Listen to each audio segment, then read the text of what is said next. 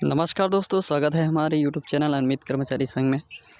दोस्तों, आज जो वादा निभाते 2 साल की इस वर्ड में, जिसमें छत्तीसगढ़ सरकार की 2 साल पूरे हो गए हैं और उसी बीच ये जो शब्द है वादा निभाते 2 साल, तो छत्तीसगढ़ सरकार ने कहा है कि यह मेरा सौभाग्य रहा कि विगत वर्षों से मैं बतौर स्वास्थ्य मंत्री किसी आँखों की रोशनी तो किसी की अमूल्य स्मृतियों का वापस लाने में उपयोगी सिद्ध हुआ। छत्तीसगढ़ में और प्रदेश सरकार द्वारा शहरी क्षेत्रों में 19 दिसंबर 2018 से पहले कच्चे पक्के घरों में रहने वाले 1,39,730 परिवारों को 30 साल के लिए पट्टा देने का निर्णय लिया गया। साथ ही ज़मीन के छोटे डिसमिल तक के भूखंडों की खरीदी बिक्री पर लगा प्रतिबंध भी निरस्त कर दिया गया। और इसी बीच में है जो लिया गया है कि आदिवासी संस्कृति का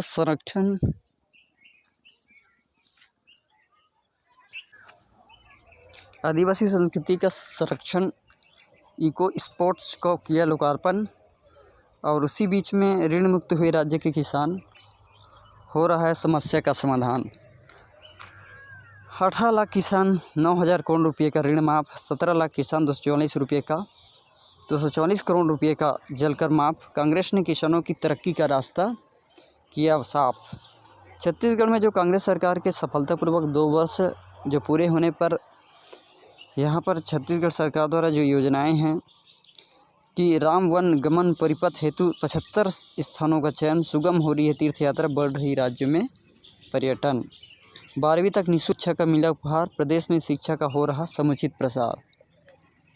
इसी बीच प्रदेश में पहली बार जो निःशुल्क शिक्षा का 12वीं तक की हो रहा है, और इसी बीच जो 14,580 से नियमित शिक्षकों की नियुक्ति प्रक्रिया जारी और 16,278 शिक्षाकर्मियों का संविलियन। छत्तीसगढ़ सरकार ने जनवरी 2019 से ही कोरोना के खतरे को गंभीरता से लिया है और वो भी सभी कदम उठाए जिससे हमारी महामारी का फैलाव कम हो सके। इसे कोविड काल में हमारे स्वास्थ्य कर्मियों ने इस वायरस से जमकर लोहा लिया है और जनता के भी बहुत सहयोग मिला है। तो जन स्वास्थ्य सुरक्षा हेतु कोरोना काल में हमारे प्रयास जो रहे 32 कोविड अस्पतालों की स्थापना और प्रदेश के 22 कोविड अस्पतालों में ऑक्सीजन जनरेट प्लांट स्थापित करना और शासकीय मेडिकल कॉलेज व विभिन्न अस्पतालों में ऑक्सीजन सुविधा लाने हेतु, इस प्रकार से ऐसी कई सारी योजनाएं का शुभारंभ किया गया है छत्तीसगढ़ सरकार ने। लेकिन इसी बीच में हम जानना चाहेंगे कि छत्तीसगढ़ सरकार द्वारा जो नियमित कर्मचारी है, जिन्होंने लगातार 12 से 13 वर्ष कार्य करते आ रहे हैं, और इसी बीच में शामिल हमारे स्कूल के जो अंशकालीन स्कूल सफाई कर्मचारी है, जिन्होंने कोरोना काल में भी जो बाहर से आए प्रदेश से लौटे हुए ग्रामवासियों को जो सहायता प्रदान की, तो उन लोगों का जो नियमित रूप से कार्यरत हैं, उन लोगों का इस छत्तीसगढ़ सरकार के जो घोषणा पत्र में शामिल तो है, लेकिन उनकी जो मांगे है वो थोड़ा से भी नज़र नहीं आ रही है, जिसमें कई सारे बात यहाँ पर छत्तीसगढ़ सरकार ने की है, लेकिन छत्तीसगढ़ के कर्मचारियों के लिए, नियमित कर्मचारियों के लिए कोई बात नहीं की गई है। और 2 साल भी बीत गया और इसका जो मुख्य बातें थी कि वादा निभाते 2 साल, जन घोषणा पत्र। इसी प्रकार से छत्तीसगढ़ सरकार का कहना है कि अभी 32 वादों में 24 वादे पूरे हो चुके हैं। अब जो बाकी वादे हैं वो बाकी 3 साल में पूरा होगा।